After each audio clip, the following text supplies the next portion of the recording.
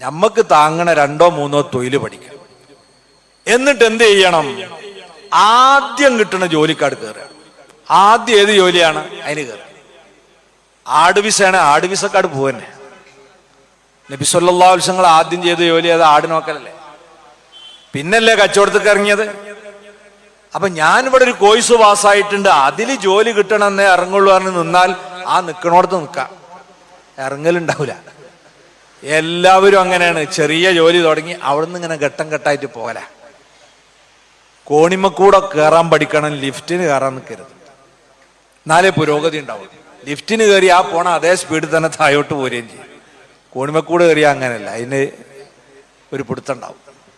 അപ്പൊ നമ്മൾ കിട്ടുന്ന ഒരു ജോലിയിൽ ആദ്യം കയറി, ഇവൻ പണിക്ക് പോണവനാണ്, അവൻ തിരക്കടില്ല, ഓൻ എന്തെങ്കിലും പറ്റും എന്ന് ആർക്കെങ്കിലും തോന്നുമ്പോഴേ നമ്മളെ വേറെ പണിക്ക് പിന്നെ വിളിക്കുക.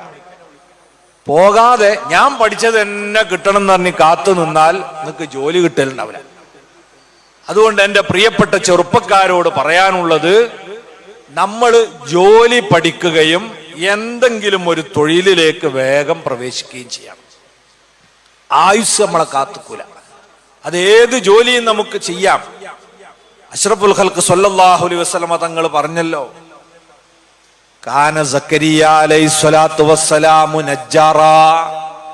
ഇമാം മുസ്ലിം റിപ്പോർട്ട് ചെയ്ത ഹദീസിൽ കാണാം, സക്കരിയ നബി അലൈഹിസ്സലാം ആശാരിപ്പണിക്കാരനായിരുന്നു. പ്രവാചകന്മാരെടുത്ത ജോലിയാണ് ആശാരിപ്പണി.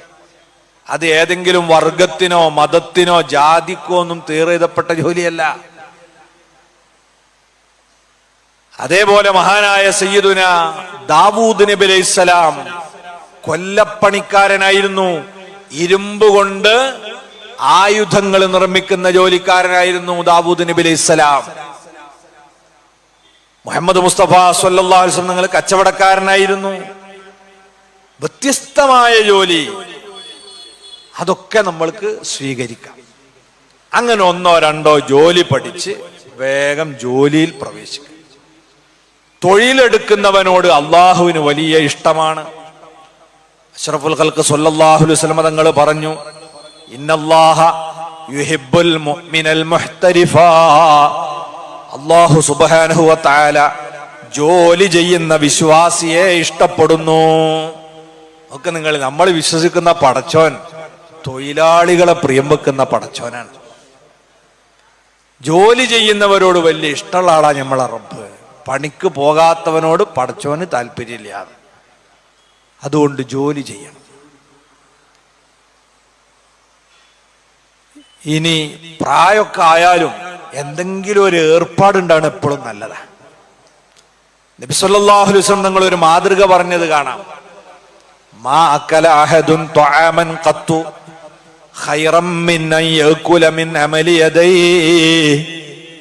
ഒരാളും സ്വന്തം കൈകൊണ്ട് ഉപജീവനം നയിക്കുന്നതിനേക്കാൾ മെച്ചപ്പെട്ട ഒരു ജീവിതം ആരും നയിച്ചിട്ടില്ല. സ്വന്തം കൈകൊണ്ട് അധ്വാനിച്ച് ആഹാരം കഴിക്കുന്നതിനേക്കാൾ മുന്തിയ ഒരു ഭക്ഷണവും ഒരാളും കഴിച്ചിട്ടില്ല.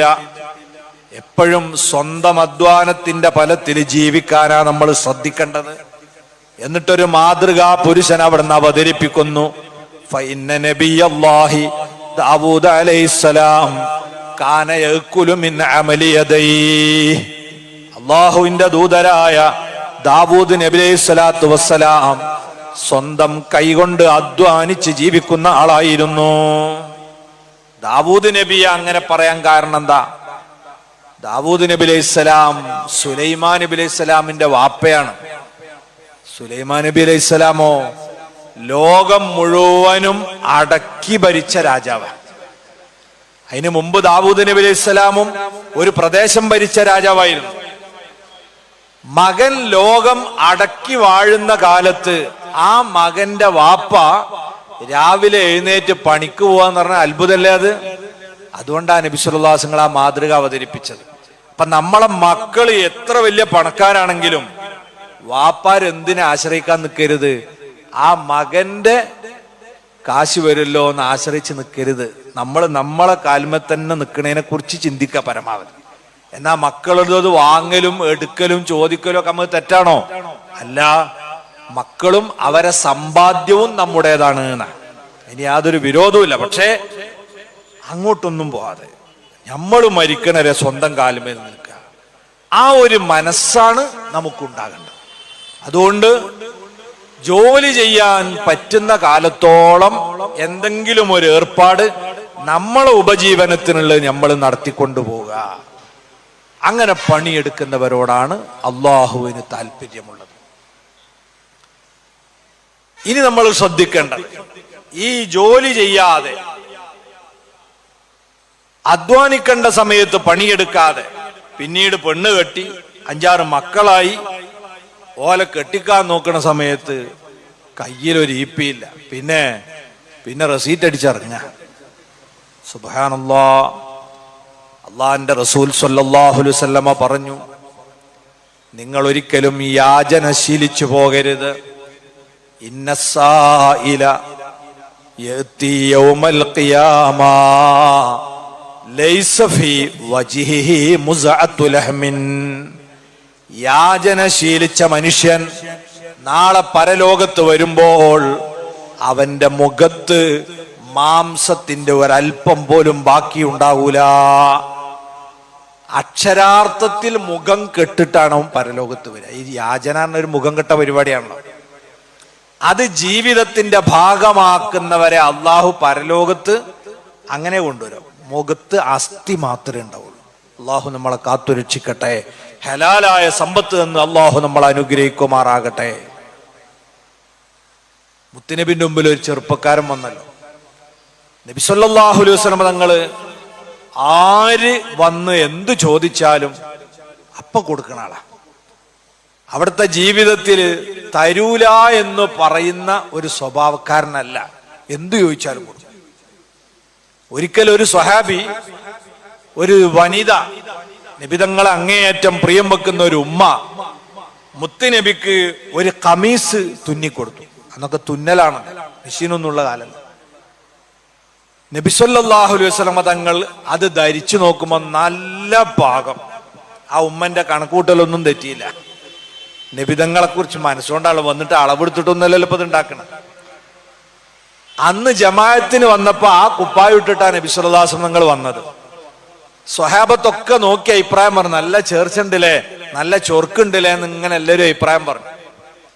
അത് പറഞ്ഞുകൊണ്ടിരിക്കണേന്റെ ഇടയിൽ സദസ്സെന്ന് ഒരാള്, നബിയെ ആ കുപ്പായ എനിക്ക് തരുമോന്ന് ചോദിച്ചു. നിങ്ങൾ ആലോചിച്ചു.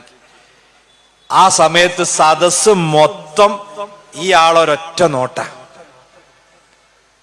ചില ആൾക്കാർ കണ്ണുട്ടിച്ച് എന്ത് മനുഷ്യനടാ, നബിതങ്ങൾക്ക് ഇത്ര ഇഷ്ടപ്പെട്ട ഒരു കുപ്പായ അങ്ങനെ ചോദിക്കാൻ പാടുണ്ടോ?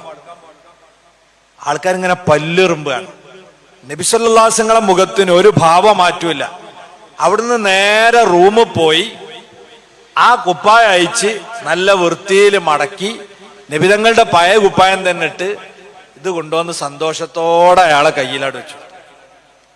അപ്പൊ ആ സഹോദരൻ ആ സദസ്സിനോട് പറഞ്ഞു, പ്രിയപ്പെട്ടവരെ, ഞാൻ ഈ കുപ്പായം ചോദിച്ചു വാങ്ങിയത് എന്തിനാന്ന് നിങ്ങൾക്കറിയോ? നാളെ മുതൽക്ക് ഇത് നിങ്ങളെ മുമ്പിലൂടെ ധരിച്ചിട്ട് ഇങ്ങനെ ചെത്തി മിന്നി നടക്കാനല്ല.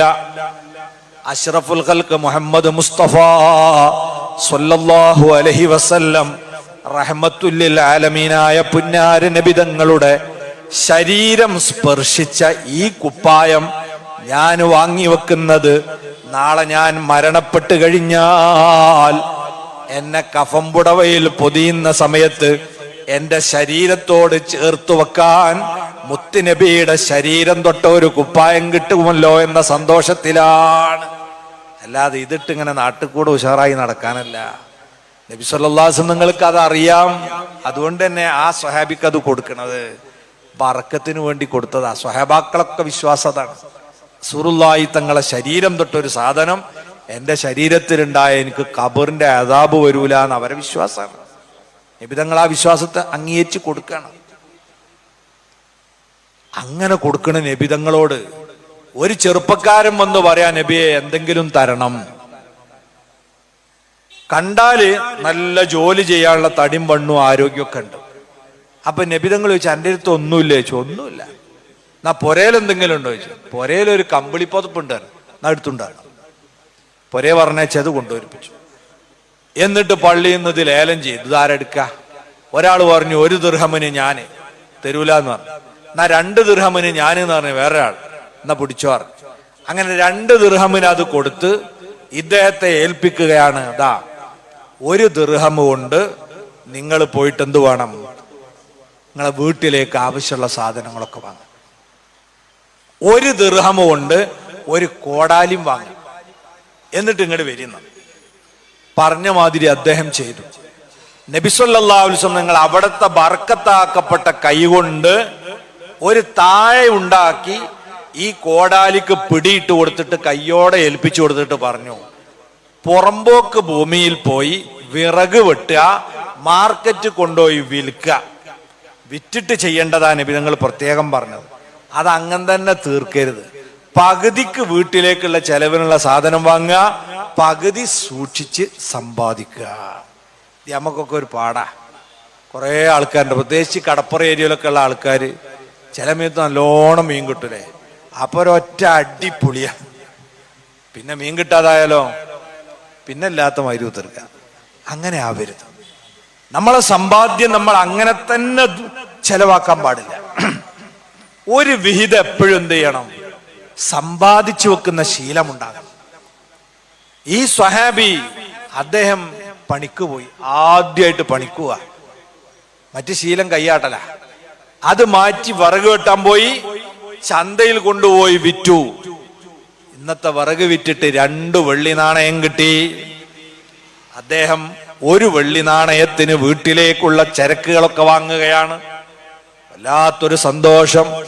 സ്വന്തം അധ്വാനത്തിന്റെ ഫലം കൊണ്ട് മക്കൾക്കും ഭാര്യമാർക്കും ആഹാരത്തിനുള്ളത് വാങ്ങിക്കൊണ്ടുപോകുമ്പോൾ അതൊരു വല്ലാത്ത മധുരമാണ്.